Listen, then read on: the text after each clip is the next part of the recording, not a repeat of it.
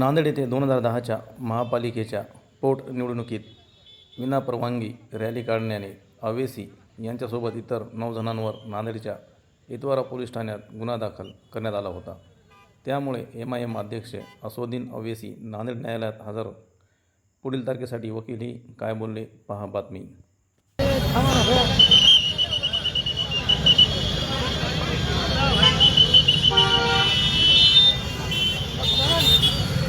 आप यात्रा चल रही है, उसमें एक भी हादसा अभी तक नहीं हुआ है। क्यों हादसा हो?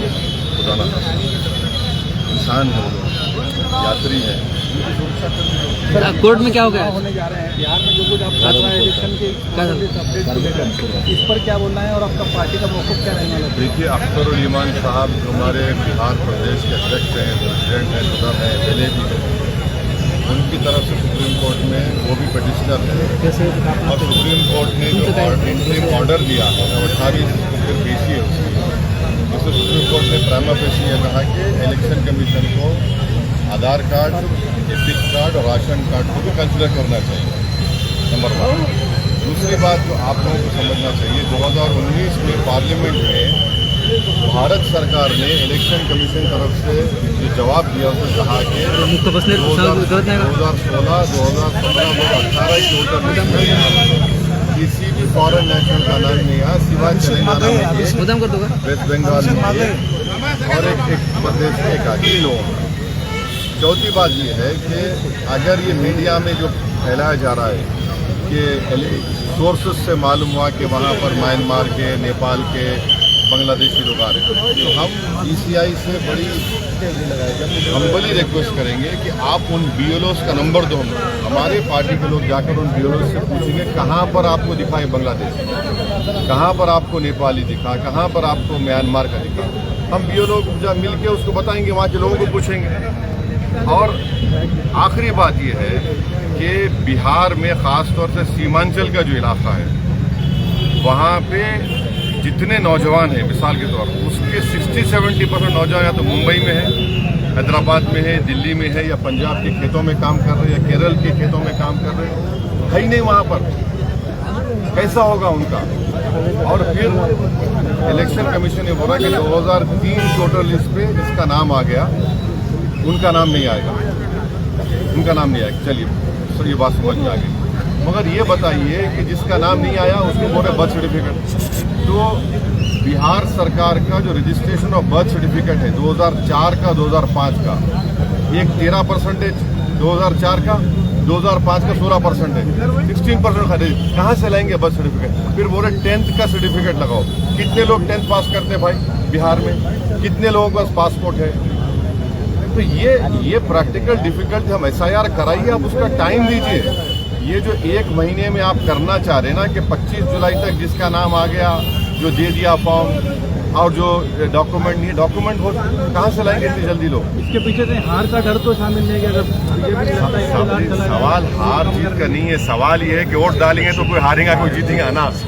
वोटर लिस्ट में नाम नहीं आया तो कौन जीतेगा, तो अलग बात है। महाराष्ट्र असेंबली में अब प्रॉब्लम ये है कि अब मालूम ही हो रहा है कि पूरे भारत में कराया जाएगा।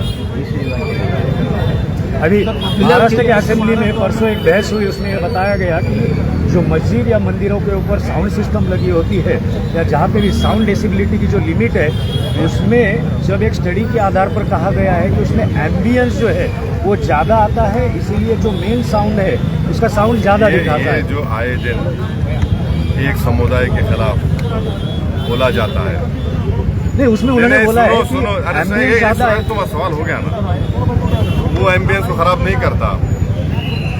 ये कुरैश बरादरी के लोग भैंस को लेके जा रहे हैं, भैंस प्रोहिबिटेड नहीं है, आप गौरक्षक रोक के मारते हैं, उससे एम्बियंस खराब नहीं होता।